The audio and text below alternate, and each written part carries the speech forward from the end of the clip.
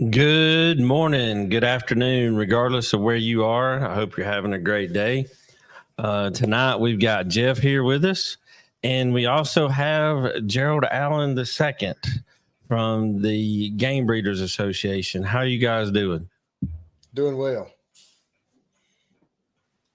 Jeff, are you with us? I'm here. Oh, yep, it froze for a Yep. second. Oh, yep. I don't know what happened.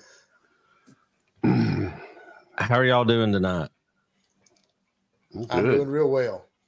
Yeah. So tonight we've got Gerald on the show. He is going to tell us all about a cookout that's coming up. You want to tell us when it is, where it is, who all is going to be there, what people can expect? Okay. It's the North Carolina Game Fowl Breeders Association. It'll be our annual meeting and cookout. It's going to be October 26th. That'll be on a Saturday. Be, I guess, 2 weeks from this coming Saturday. It is at 24302 South Business 52 in Albemarle, North Carolina. It'll be the Stanley County Fairgrounds. We have the last few years we've had it at Jeff Hudspeth's place at Cedar Creek Farm. We've had a really good turnout. I'm expecting a good turnout again this year. Jeff, just situation just didn't work out for us to have it at Jeff's this year, so we're having it at Stanley County. If you've never been there, it's a nice fairground. It's got plenty of parking. It's easy to get in and out of. There's some hotels in the area. We have some rooms reserved. We're going to have expect a really good crowd, and I hope we do. We'll have some live auctions on some poultry and some other things. We've got a picture that's being painted of Mr. William T. Green, and we're going to auction that picture off. It's going to be a picture of Mr. Green holding one of his gray roosters, and we're also Tony Manning, our president, is going to have 2 William T. Green gray pullets, and he's donating those pullets to go with the picture. So we're going to auction that off there. There'll be a couple more auction things, and we'll have a raffle table. We've had good support over the years, people donating stuff to our raffle. What used to be called Bob's Feed, it's now Cumberland Co-op out of Crossville, Tennessee. They donate a lot of feed to us. They're the ones that make the uppercut conditioner, things like that. Also, I'll have some feed from Cargill. We also have some coupons from Purina. So I'll have quite a bit of feed there for on our raffle table. Should have quite a bit of stuff on the raffle.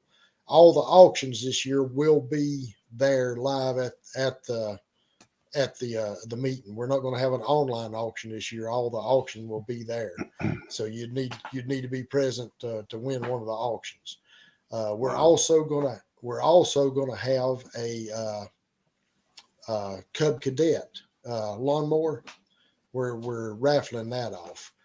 We have raffle tickets available now. You don't have to be present to win that. The raffle, the Cub Cadet will be raffled. You don't have to be present to win. You can get the tickets there at Bell Farm at the store. A lot of our board of directors will have some tickets.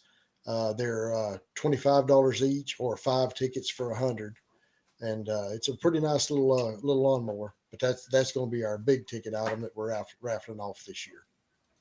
Okay. I'm pretty excited to come. Jeff invited me. Jeff Hudspeth invited me, and man, I mean, everything he was telling me about it sounds pretty exciting. So I guess you're going to have a couple different kinds of food going on. You're going to have both Mexican and kind of Southern American. Barbecue. Tony Manning, he'll be doing our barbecue again this year. We do have a couple guys that'll bring some Mexican style food. It's if you leave hungry, it's your own fault. We'll have plenty of food there. Yeah. So is there an entrance fee to come to the cookout? I mean, is there a cover cost or a cover charge to get in? How do you guys do that? Yeah, well, no, there won't be a cover charge to get in, but to to have any kind of a say as far as voting or anything like that, you would need to be a North Carolina Game Breeders member. We do have we this year we're having our officer elections again this year, so we'll be electing our officers. So there'll be a ballot there to vote for our officers and board of directors. But you have to be a member of the North Carolina Game Breeders to be able to vote. But the way I was understanding Jeff is he was saying 800 to 1,000 people show up for this. I mean, from all over the place. Yeah, they come from all over. We'll have a lot of guys: Carol Neesmith, Gene Baudier, Troy Thompson, Blake and Jeff Pierce. So should be there. Tommy Green, of course, David Thurston and Jeff Hudspeth. They'll all be there. Okay. And we do have a lot of people come from out of town. And a lot of guys will come in. I talked to David earlier today, and he's got some people coming to his house as early as Wednesday of that week. They'll be there for 2 or 3 days before the show. So Jeff said the same thing. He's there. Yeah. So a lot of international visitors is what I'm hearing. So yes, yeah, I'm hearing they're expecting a couple of groups coming in from the Philippines.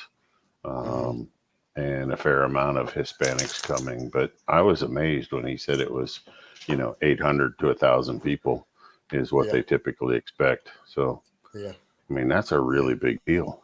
So that's going to be a huge turnout. It is. I hope we have that many. Yeah. Well, unless it rains, I mean, I think you're going to have that many, and you got a lot more space under roof, the way I understand it, with the fairgrounds. We do. So yeah. You've got the building space and Mm-hmm. So I've been up and down. So I've been up and down 52 several times because I got friends in Gold Hill area, and I drop down from Salisbury and come down that way, but I end up going through Albemarle or, out through Mount Pleasant. So, where's it at on 52? Can you help me out? Because we're going to be staying down at the Best Western in Albemarle, right there along 52. But it's right off of Business 52, like you're going out of town. Okay. It's there that one big intersection right there at the end of town where 52 comes through Albemarle. You just turn off it like you're going up the hill. And then turn off on Business 52, and it's about maybe a mile up there on the left. All right. So it's not hard to find. No, it's not hard to find at all. Yeah. So, I mean, if it's not too late, how does, if somebody's listening and they want to put something in the raffle or, how does somebody get more information? Who do they contact? How do we, how do we get people to get there? I mean, well, you could call me there at Bell Farm, and I can give you some information. Also, David Thurston or Tony Manning would be good ones to call. I've got David's number here. If you need hotel information, David would probably be the best one to call. I've got his number. Would it be good to give it out? So, I'll tell you, the best thing to do is, make sure Carrie and I get it after the show, and we can post it in the show notes so people can find it from there, who they should contact. And so are you dealing more from the vendor side? It sounds like you've got the raffle table and that sort of thing. You're kind of, it sounded like you're heading that up, but I'm not sure. Yeah. Well, I don't know that I'd actually be heading that up, but I'll be at the head table of most of the time, probably signing people up and things like that. It's usually what ends up happening. I'll be fairly busy. We could always use help. If anybody wants to help, we couldn't have too much help. That's for sure. Yeah. You always run short on help with these things. So. Oh yeah. But it sounds like it's going to be a really good time. And I mean, you mentioned a lot of names, and I even know some folks from the Philippines. They're trying to get there. for Yeah. this. It sounds like a really good opportunity to rub elbows with some pretty good game fowl breeders, in the area. Yes. Not Yeah. just in the area. It sounds like they're coming in from out of town, like longer Yes. distance. So Yes. Yeah. you got guys coming in from Oklahoma as well, or is it pretty Yes. much North Carolina, Tennessee, Kentucky? I mean, Yeah. Well, where do the majority? Well, Alabama, there'll be some Okay. come up from Alabama, Louisiana, and some guys from Wow. Oklahoma. Yeah. Yeah. We'll have. I know How one do you- guy. I know one guy that'll be coming from Alabama. Yeah. Yeah. I bet I'm the only one coming from Pennsylvania, though. No, I doubt it. There'll probably be some more come. Yeah. From Really? what I have actually seen, Jeff, there's a lot of people in Pennsylvania Yeah. Yeah. that are friends of the show, Yeah. and that's going to be a big event there. So I'm sure they'll be there. Good. I hope so. Nobody's asked Yeah. me to carpool yet, but maybe tomorrow. So Yeah. I'll maybe looking for a ride. Man, I'm excited to be there. So, Yeah. what kind of barbecue are we talking about? Is it pork, beef? I mean, what kind of sides does he usually, what goes with Yeah, that? that's I'm a that's foodie. important information. Yeah. I mean, we If are I stood coming up, to a you'd cookout, understand and, food's important. That's and right. I heard That's barbecue. Right. Yeah. I heard It'll be barbecue pork. as well. Yeah. Pork? It'll be pork. Okay. Yeah. Pork and Right. chicken. He'll have some chicken, for the people that don't want pork. There'll be some chicken and pork. But then Tony does a real good job. He does a good job cooking the barbecue. Now you guys keep the alcohol under control. I'm assuming you don't want a bunch of game fowl breeders drinking too much. Okay. No, not if we can help it. That's Right. you're not going to stop it completely then, but No, yeah, they no, but need to kind of curtail that just a little bit if we can. Yeah. Keep it classy. Yeah. yeah. Yeah, we want to be able to be invited back, not tell us not to come again, Right. Yeah. And now it's a public venue. It's not a private venue. So yeah, it's Yeah. a different story. So, but That's right. yeah, it sounds like a really great place to be. So, Gerald, are you a breeder yourself? I mean, do you focus on any particular strain? I mean, what do you? We've had some sweater blood that we've had since the late '90s. Originally got it from Dink Fair originally, and we've had that ever since. Yeah. My dad, he has a little more than I do. I don't keep very many, but he keeps more than I do, and he's got a couple other breeds. Got some sweaters and some Stewarts. All right. See, so your dad's been doing it for quite a few years, I'm guessing. Oh yeah. He started when he was fairly young, around 11 or 12 years old, and he's 81. How old now, is he now? so 81. Holy cow! yeah. Oh wow. That's a lot of years in keeping game fowl. Yeah, it is. What else does he keep besides sweaters? You said sweaters and Stewarts. He has some round heads and some butchers, and we also got a family of grays, some gall grays. Okay. Yeah. How many? And then some of the. I mean, you said he's 81. How many birds is he? You never ask a man how many birds. About, I mean, about, what, that's a lot of families to try and manage. Yeah. Yeah. Well, we, used to keep quite a few, but here the last 20 years or so, he doesn't keep near as many as he used to. Probably around 75 to 100. Okay. So he's cut back quite a bit. Oh, yes. Yeah. But he's keeping the lines pretty clean. So yeah. I'm guessing after all those years, he's figured out how to keep his bloodlines cleaned up and keep them tight. So yeah. He's learned something in that 70 years of chickening. So he should have. Yeah. I mean, you've learned a lot of lessons, the easy and the hard way, after 70 years. That's right. Man. Yeah. That's a long time. I mean, how big is that? How big is that raffle table? Well, let's back up. I mean, what are the entries for the auction? I mean, how many entries have you got? Jeff was mentioning a whole bunch of different, blood, both pullets, stags, cocks, everything. It's a big variety. And it sounded like some pretty good names on that list that, have donated birds. Oh, yes, there is. I don't have a list of who all we have in front of me, but we do have a good list of people, and a lot of the people are going to bring the chickens there. They'll be there live. They can look at the chickens as they bid on them. All right. So they don't have to ship them in later. They can take them No. with them if they want to. Okay. Yeah. But they can see what they're buying. Right. So Yeah. there's not. Mm-hmm.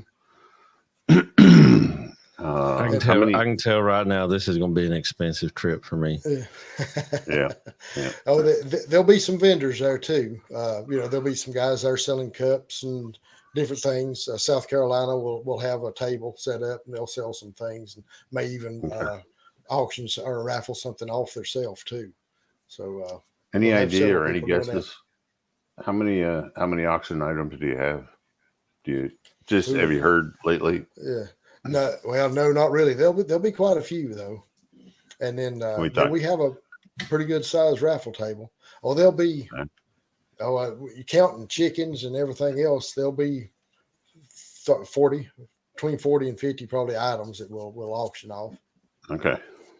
Yeah. All right. So what's it cost to be a member NCGBA? It's $40 a year. That's for North Carolina and the UGBA. That's combined. If you're a member of the UGBA, you don't have to join the UGBA again. You can join just North Carolina, and it's $20 to join just North Carolina if you're already a member of the UGBA. So David was part of the UGBA once before? Yes. Or was he past president or something like that? Or he was just a couple years ago. About 2 years ago, David was the president of the UGBA. Yes. All right. So that's how you got that mutual bond between NCGBA and UGBA, Yeah. So they kind of work together. Good. They do. So it's $40 a year to be a member. It is. And it runs through, like if you join at the show, it will be good until that date next year. It's not it's good for a year from the day you buy it. Yeah. It's a full year, right? So you're not getting shortchanged or anything like that. Okay. No. That way you can come back to the show the next year and just come back and renew it every year. And renew your membership, yeah. Mm-hmm. 2 birds, 1 stone. Yeah. Yeah, that's handy. So, so people flying in, I'm assuming the best airport is Charlotte, if guys wanted to fly in. Yeah, that would be the closest airport. About 45 minutes away, I guess. Something like that. Probably about that. Yeah, about 45 depending minutes. on traffic and time of day. But yeah. Charlotte can be pretty ugly for traffic. So Charlotte you don't want to hit it. Yeah. I drove around there not long ago and it slowed me down. I think I lost 20 minutes going around Charlotte. So yeah. And it keeps growing. It does.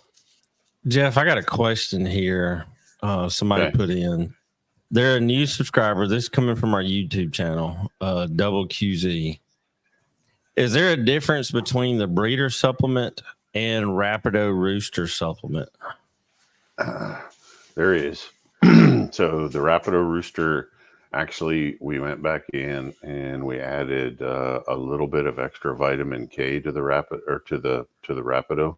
And if you look really close, the vitamin levels are higher on the Rapido than they are on the breeder supplement. So, the Rapido is a little bit higher all the way around, but it does have the added vitamin K.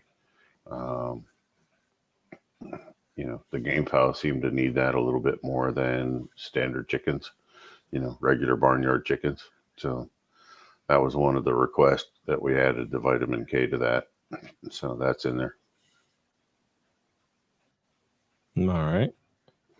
And you have some Rapido going in the raffle table, right? Yeah, there'll be some Rapido on the raffle table. And if somebody's wanting to get some, they'll be able to get some while they're there as well.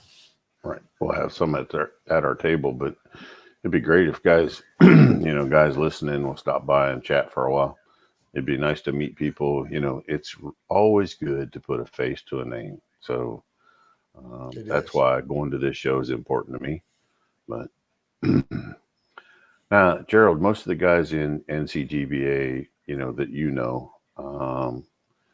does anybody ship hatching eggs, or are they mostly just selling, mature birds, stags, kind of what are you seeing in the group? What kind of, because not everybody will sell hatching eggs, right?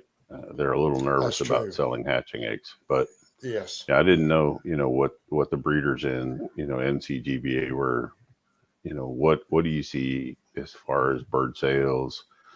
Tell us a little bit more about the organization. The cookout sounds like it's going to be a great time, but people if they wanted to join, what's the benefits? Tell us more about, kind of how that got started, where it's going, purpose, things like that. Okay. Well, we will have 6 poultry shows a year. We'll start in January. We try to have one a month for January, February, March, April, May, and June. They'll start in the eastern part of the state, down around the Lumberton area. Will be our first one in January, and then we'll have one in Stokes. We'll have one in Greensboro. We'll have one at the Stanley County Fairgrounds where we're going to have this meeting. Then we'll have one in Morganton in June. That will be the last one of the year. Of course, we'll have raffle tables and everything at each one of those. They're all fundraisers for us, but then it's also to get just some guys out and get people interested in raising some really good looking chickens. One thing about that is I do have the show standards book. I don't know if you can see it here. The show standards. That is what we go by as far as when you're judging a chicken. You'll go by the show standards. We do as far as North Carolina game breeders, we do have the show standard books, and I'll have some there at the show or at the meeting this year if anybody would be interested in purchasing one of the show standard books. But they are very good, not just on showing a chicken, but how to pick out your brood fowl. It helps on knowing the conformation and the what they expect, what their judges are looking for to make a good chicken. So. Right. And I will so you have say, a breed standard. You do have a breed yes, standard yes. then. All right. And yes. So people know what you're judging on, what look you're looking for. So body station, conformation, right? Ride tail, duck toe, all that stuff's in there. Okay. Oh good. yeah. Good. And I will say we've been having shows for 30 years. The quality of the chickens has come up, and used to if you brought a good chicken, it wasn't hard to win the show, but it's getting harder to win now. That more people are bringing good chickens, which is a good thing. It's a good thing, I don't know that 30 years ago they knew what a deduction or a disqualification or even what a yeah. So yeah, that's true. The idea of what a good looking chicken was varied from person to person and yard to yard, but now with a standard to go by, right? Then everybody knows what you're looking for. So that's right. Yeah, last week when we had Dwayne on the show, he had a copy of the standard, and we went through and actually showed some clips of what the tails should and shouldn't look like, the keels, the legs. We showed several of those. That book is a really well put together book, and it has a lot of really good diagrams on both what they are looking for from a judge's standpoint and what they're specifically not looking for. So the DQs are in that book as well. Yes, really. It is. Yeah, it's. I'll show you. I'll show you one when we get up there. Okay. Yeah. Yeah. I don't know that I've seen the standard for a lot of the other breeds. In fact, I have that breed standards book in our library there at Fertrell, but I don't know that. I mean, the game fowl is not included in that because it had not been a recognized APA breed for a long time. And I know we're trying to get it into the other shows, for that purpose. It just takes time, right? So the game standard book it's put together in the same format. It's very detailed. I wonder who wrote it. I mean, I wonder where the bones of it came from, before it got published. So, I know there was a couple out there. I think Anthony Seville had a lot to do with this one. Yeah. Sure. Okay. That's the name I was looking for. That makes sense. I think Tony Seville. Think he did. Yeah. Right. So. Okay. Yeah, I've heard that name several times before. So. Yeah. Good. Yeah. That's a good one to start with. So. How many guys you got how many birds come to the show? What kind of exhibits are you getting? We usually have a good turnout, January, February down in the eastern part of the state. We'll have a little better turnout usually there, but we'll have anywhere from 80 to 150 birds. Okay. Usually. Yeah. That's nice. It's growing, I hope. Yeah. Yeah. It is. It gets bigger each year. Yeah. Okay. Yeah. It's just hard to get the word out to everybody. I don't know. I don't know how you guys communicate with your members. I didn't see anything on Facebook for NCGBA, so I don't know unless I wasn't looking at the right place. So I didn't. I think we do have a Facebook page. It's North Carolina Game Breeders. I think is how you can pull it up that way. Yeah, there is one. Yeah. All right. I just wasn't looking for the right thing. Yeah. And we'll do a newsletter 2 or 3 times a year too. Yeah. Okay. And then trying to get when you fill out your entry or your membership form, there's a place for a email address. So trying to get everybody's email address. So if we need to get a hold of somebody quick, we'd have their email address to just send them an email. Come on, gamefowl breeders have email? I didn't know that. I'm just being a smart ass. Sorry. Yeah. It's the 21st century. Yeah. Well, in my world, about 1 out of 10 has an email. The rest just want to do messenger or something, text or messenger. So, yeah. Yeah. Here's another question that we got. It says, is all GBAs the same as in trying to get laws passed or not stop laws from being passed? Or can some take advantage of people? Oh, I'm sure. Yes, I think they're all the same as far as, they are trying to stop some of the bad laws and help and help with, just the breeding and the preserving of the game fowl as far as that goes. But all the GBAs are not all affiliated with the UGBA. Some of the states are on their own. They're not affiliated with the UGBA. So that's one thing that makes them different. And then too, there's always, anytime you have some money involved, there's some people that'll try things happen, take advantage of that. Yes. Yeah. And I know for a fact that the vice president of South Carolina Game Breeders Association is actually at this moment at a city council meeting where they're trying to stop people from having chickens in anything other than directly behind your house. And this is out in the country. They're wanting to stop it. Yeah, it's county-wide too. Yeah. He's there. He's in that city council meeting right now fighting that fight. Yeah. He actually sent me a picture earlier. I was like, oh, wow, that looks intense. Yeah. He sent that to me as well. So I hope he's doing good, but somebody's got to stand up for the rights. Yes. But, people don't understand. It's about all chickens, right? So, the new rural America, the people that all of a sudden could afford houses outside the city, they're not used to chickens, and they don't care if you've got game fowl or you got barred rocks. Okay. Mm-hmm. They don't want to hear a rooster crow at 5 o'clock in the morning. And they think chickens are dirty, nasty creatures. So, and those are the people that got time to go lobby and piss off politicians and ruin your life. So it's all chickens, and it has nothing to do with game fowl. It is all chickens they're trying to write rules about. And, hey, if you want that peace of quiet and solidarity, however you say that word, out in the country, buy you 50, 60 acres, put your house right in the middle of it, And you might not hear your neighbor's chickens. That's right. Yeah.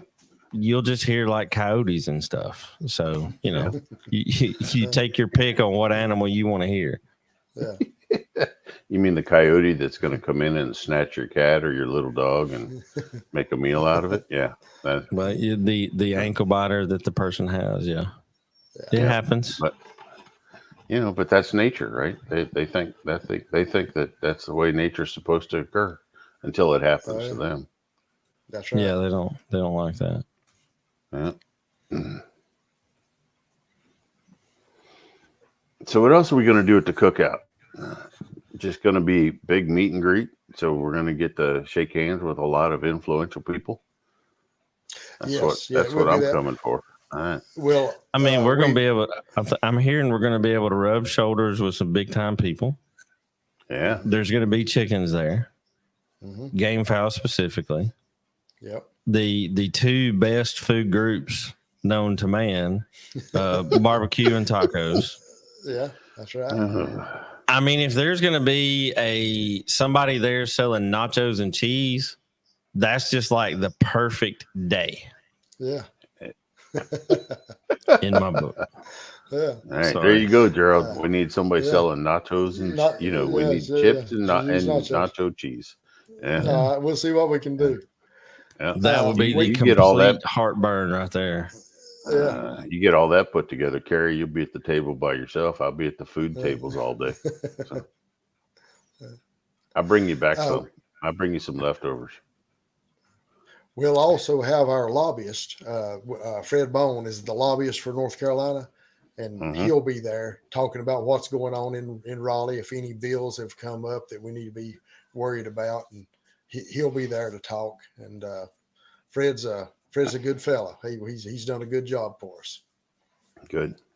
So you got speakers going on throughout the day. Sounds like you've got 8 or 9 lined up or more. Yeah, we'll have several. Yeah.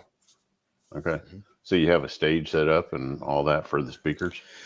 Yeah, well, we used to do it. There was a trailer we pulled in up at Jeff's. I don't know exactly how we'll do it there at Stanley County. I don't know how it's set up inside, but yes, we'll have something set up for a stage, yes, and a loudspeaker system where people can hear good.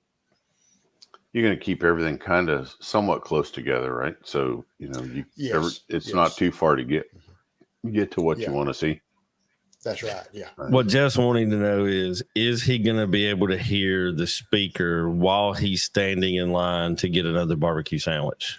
Yeah. I think that's a question that exactly what I wanted to know. The real portion of the question. Can I hear hear the speaker while I'm getting my next group of tacos? Right. So yeah. The loudspeaker system we've got, it'll be loud enough. You'll be able to hear it. Good. Yeah.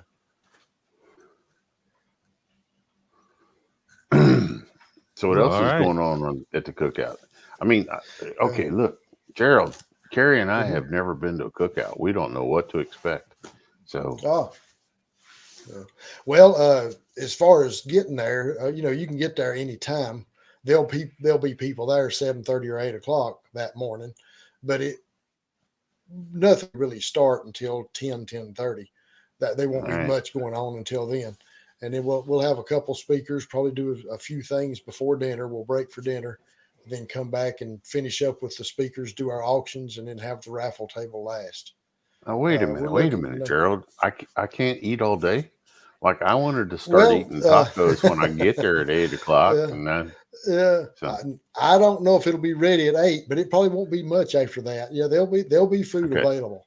Yeah. So you have a set aside mealtime, but I thought it was going to be more like a fair setup with a concession. Like I can go up and get me a taco anytime I want it. Right. It's just, you probably could. Yeah. With the tacos and all, they'll probably be having them available anytime. Yeah. But the barbecue until you eat them all. Yeah. Tony will have the barbecue cooking and it'll start coming off probably around 11 and they'll get it ready and be ready to eat about 12. So they have a dining hall. They have an area set. I mean, where's everybody eat? Inside the exhibit hall that we'll be using. I think they've got enough tables and all. They can seat about 400 people at a time. So we'll have that set up for people to eat out. that have the stage and all in there for the speakers and stuff. How are you going to So serve if that all many 800, people? if all 800 show up, Jeff, that means that you can go in with the first group of 400 and the second group of 400. Yeah. Okay. What? And then And how then do you I got to get in figure with? out what you're going to do for lunch. Yeah, exactly. Because that's the plan for breakfast. And then, you got to reel it in and go back for lunch. Brother, you've seen me eat tacos. I don't waste any time at eating a taco. So Look, I have my taco order in Spanish ready to go. I have it now too. Thank you. And look, hey, when you go to and I'm sure these are going to be real authentic food trucks. When you go there and you show them that and it's in their native language, they're going to be like, I know exactly what this guy wants. And even if it ain't on the menu, they got the stuff to fix it. Yeah. All right. So what else are we what else should we expect? I'm excited. So Well, that's basically it. There'll be people there to talk to. There'll be a lot of stuff will be going on with the raffles and just there'll be different people there doing, different things, having different things to sell. Several vendors. So like the raffles and the auctions, the stuff for the auction, is all that going to be donated stuff to NCGBA? Yes. Mm-hmm. All right, so that is going to help y'all raise hopefully a literal crap ton of money. Yeah. So you can help pay that lobbyist to do what he does best. Yes. And keep those emails at city council instead of them coming to the people. And I mean, it blows my mind why people are so scared of a chicken.